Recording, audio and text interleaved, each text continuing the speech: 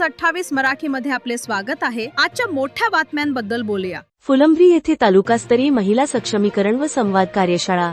संस्कारयुक्त शिक्षणातून सक्षम पिढी घडवा, जिल्हाधिकारी दिलीप स्वामी। आजचा विद्यार्थी हा समाजाचा भविष्यातील कणा असल्यामुळे त्यांच्या व्यक्तिमत्वात चांगले संस्कार, मूल्ये आणि सामाजिक जबाबदारी रुजविणे अधिक महत्त्वाचे आहे।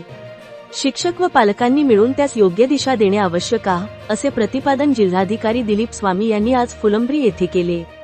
राजर्षी शाहू महाविद्यालय फुलंब्री येथे तालुकास्तरीय महिला सक्षमीकरण व संवाद कार्यशाळा संपन्न झाली।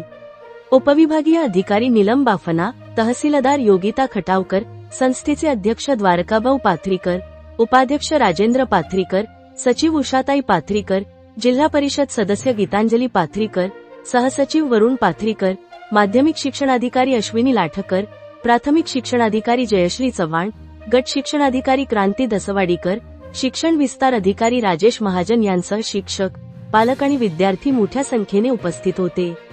जिल्हाधिकारी स्वामी म्हणाले की शिक्षकांनी आपल्या पदाची जाणीव ठेवून विद्यार्थ्यांना मार्गदर्शन केले पाहिजे। जिल्हाधिकारी स्वामी पुढे म्हणाले की स्पर्धा परीक्षांचे महत्त्व वाढले आहे, त्यामुळे 4वी-5वी पासूनच विद्यार्थ्यांना स्पर्धा परीक्षांची ओळख करून देणे आवश्यक आहे। विद्यार्थ्यांमध्ये वाचनाची सवय वाढावी यासाठी जिल्हा प्रशासनाच्या माध्यमातून बुक बँक आणि वाचाल तर वाचाल यांसारखे उपक्रम राबविले जात असल्याची माहिती त्यांनी दिली।